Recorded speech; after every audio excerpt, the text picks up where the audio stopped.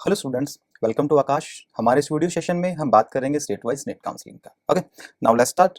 तो अभी हम बात करेंगे Jammu Kashmir medical counselling, MBBS, BDS.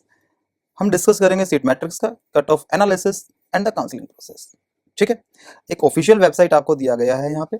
हम आपको यही सजेस्ट करते हैं कि नीट एग्जाम होने के बाद आप रेगुलरली इस वेबसाइट को चेक करते रहें। ठीक है, फॉर द लेटेस्ट अपडेट्स। चलिए, Jammu and Kashmir MBBS and BDS seat matrix, आपको एक मैप दिखाई दे रहा होगा। ठीक है, मैप पे कुछ मेंशन है, government medical colleges, private medical colleges, government dental colleges and private dental colleges and their seats. ठीक है, ये जो सिंबल्स आपको दिए गए हैं, जो कलर्ड सिंबल्स आपको दिए गए हैं, इन्हें आप देखते रहिएगा।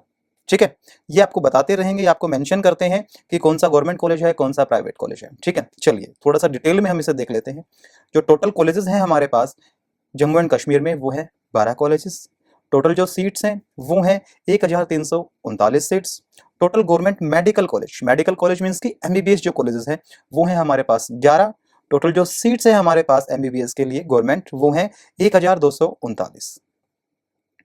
ठीक है, अभी हम बात करते हैं प्राइवेट मेडिकल कॉलेजेस की। जो एमबीबीएस कॉलेज है हमारे प्राइवेट, उनकी हम बात करते हैं, तो वो है हमारे पास एक।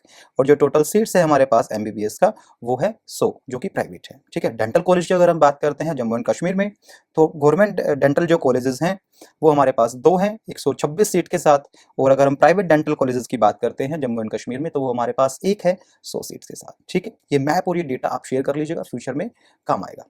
ठीक है, चलिए अभी आपको एक लिस्ट दिखाई दे रहा होगा मेडिकल कॉलेजेस का एमबीबीएस के रिगार्डिंग। ठीक है, तो यहाँ पे आपको कॉलेज का नाम मिल जाएगा, उसका लोकेशन मिल जाएगा कि किस डिस्ट्रिक्ट में या किस सिटी में वो है कॉलेज है। ठीक है, उसका आपको टाइप मिल जाएगा कि वो गवर्नमेंट है कि प्राइवेट है, और उनका एनुअली इनटेक आपको मिल जाएगा कि नीट के थ्रू वो जो पर्टिकुलर कॉलेज है वो कितने बच्चों को एनरोल करता है। ठीक है, डेंटल कॉलेज का लिस्ट आपको दिख रहा होगा, कॉलेज का नाम रहेगा, कॉलेज का लोकेशन रहेगा, कॉलेज का टाइप रहेगा और एनुअली इनटेक रहेगा। ठीक है, आगे चलते हैं हम लोग। अभी हम लोग बात करते हैं कट ऑफ का। ठीक है, 2023 का जो नीट था, उसका जो कट ऑफ था जम्मू एंड कश्मीर का, वो क्या था। अगर हम गवर्नमेंट मेडिकल कॉलेजेस की बात करते हैं कि जम्मू एंड कश्मीर में जो गवर्नमेंट मेडिकल कॉलेजेस हैं उनका कट ऑफ क्या था, तो this one for the UR category and this one for the EWS category. ठीक है, अगर हम प्राइवेट मेडिकल कॉलेजेस की बात करते हैं एमबीबीएस के रिगार्डिंग कट ऑफ का, तो वो था हमारा दिस वन। ठीक है, तो ये कट ऑफ है, ये लास्ट ईयर का कट ऑफ है। ठीक है, इससे ना आपको एक रफ आइडिया आ जाएगा कि इस साल जो हमारा कट ऑफ है वो क्या रहने वाला है। ठीक है, तो एक रफ आइडिया आप ले सकते हैं कि आपको डिजायर्ड कॉलेज कितने रैंक में मिलने वाला है।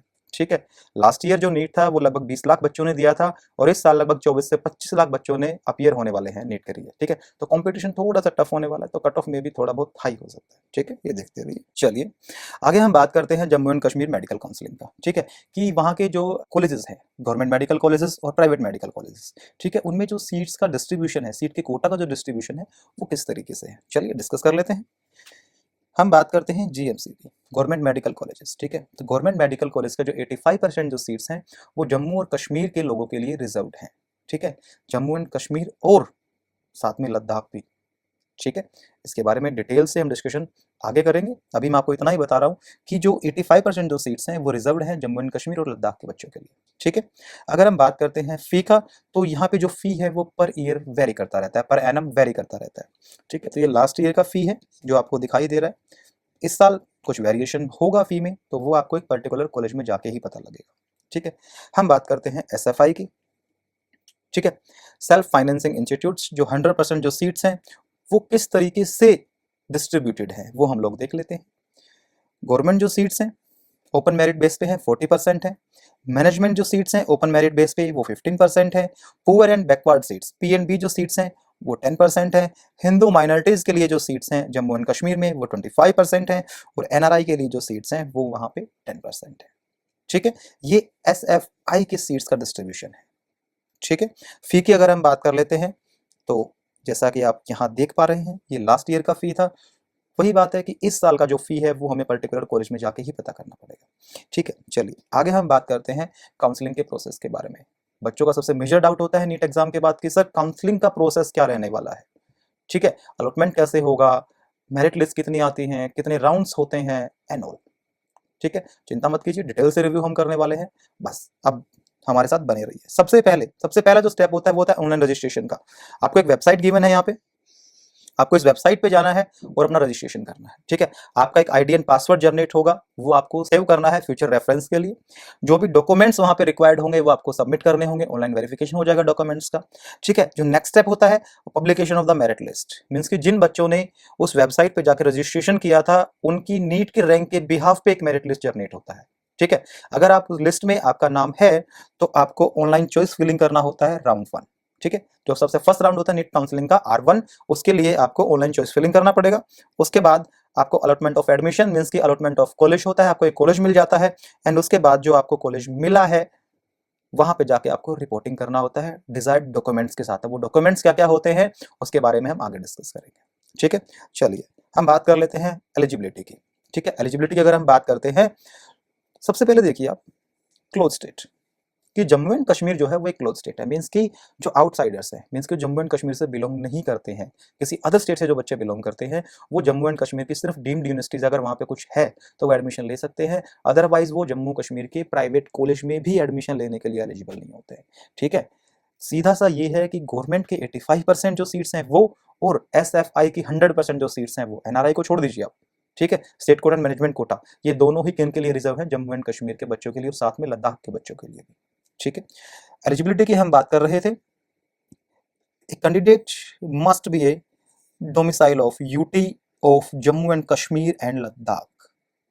ठीक है, अगर आप वहां के लोकलाइट्स हैं, आप जम्मू के लोकलाइट्स हैं या आप लद्दाख के लोकलाइट्स हैं, अगर आपको जम्मू एंड कश्मीर में एडमिशन लेना है तो आपके पास वहां का डोमिसाइल होना चाहिए, आप वहां के स्थायी निवासी होने चाहिए।